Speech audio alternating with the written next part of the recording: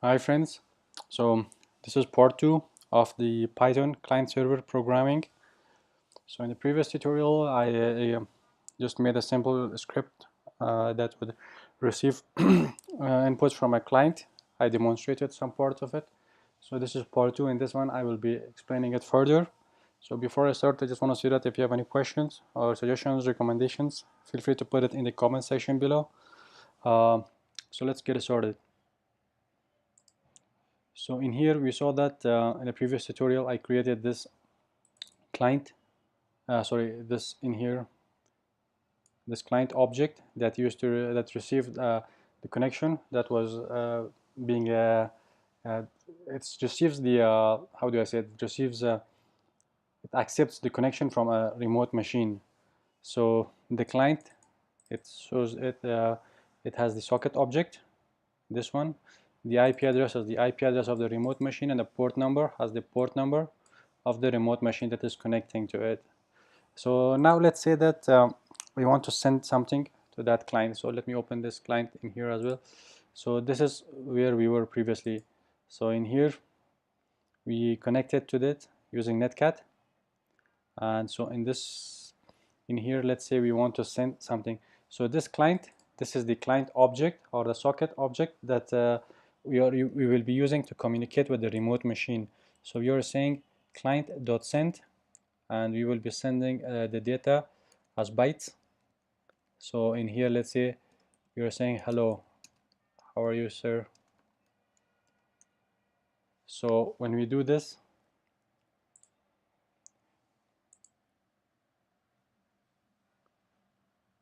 you can see that we receive this input in here, hello, how are you, sir?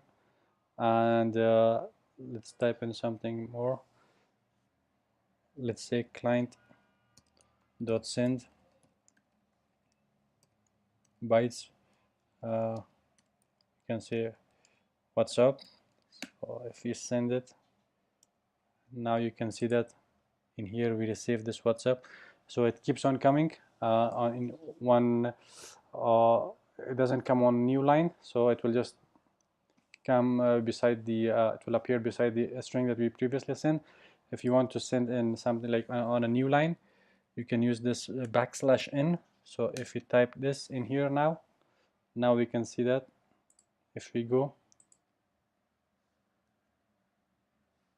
no, it's not working. Let me try it again.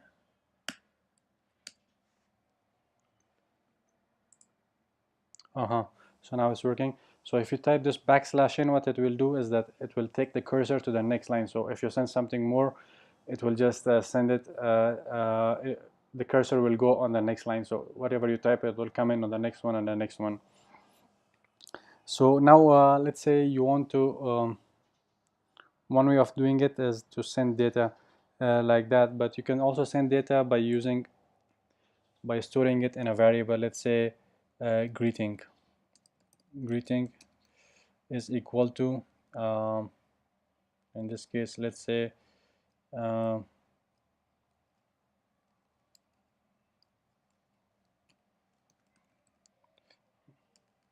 let's say greetings. So you can also do it like this, client.send greetings. So this in here should have greetings. So in here you can see that we get greetings. But so this is how you can send data to the client. But how do you, let's say, how do you send, receive data from the client? So in this case, let's create a variable. This time you're saying, calling it received input, this variable, and then we are saying use the client object and receive 1496. So this received input, this is a variable that you're creating, and this is using the client socket object in here, this one, this client object, which identifies the local machine and the remote machine, including its ports. And you're saying use the receive call. So what it does is that it receives how much? 4096 bytes. So 4096 is the buffer size. So what it does is that it says receive up to 4096 bytes. So let's go to the remote machine and let's type in here something like this is input from Windows 10 machine. So if we do this, and if we come in here again, and for this we have to type in the name of the variable received input. So this is the one that we created previously, so let's type it. So this is the input from the Windows machine. So this is what we typed in our Windows 10 machine in here. So we typed it and we received it in here. We can type something more, but for that we first have to receive input. This time you have to do it again, run it again, so it keeps on listening again, and type in something like what is going on. So if we type in received input, now we receive this, what is going on right now. If we send more, let's say hey, you cannot see this in here. You can see that if you type, it's the same as before.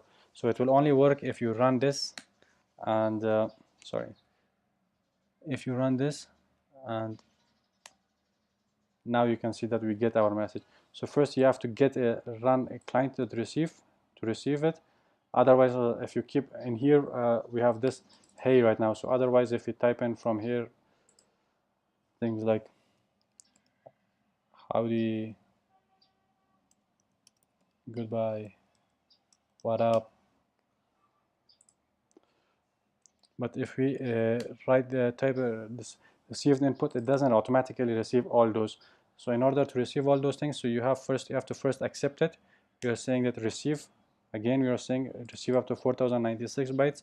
And when we do it, now you can see that we receive all those things: howdy, goodbye, what up. So what this \n is, that is like a new character, new line character. So this is like an enter, howdy, and then an enter. The next line is goodbye, and then there's another new line character, what up, on the next line. So this is how you can send and receive data. In the next tutorial, I will be creating a script that will allow us to do this automatically. So whatever the client sends, just send it back. So this is it for this tutorial, guys. If you have any questions, feel free to put it in the comments section below, and I will see you guys in the next one.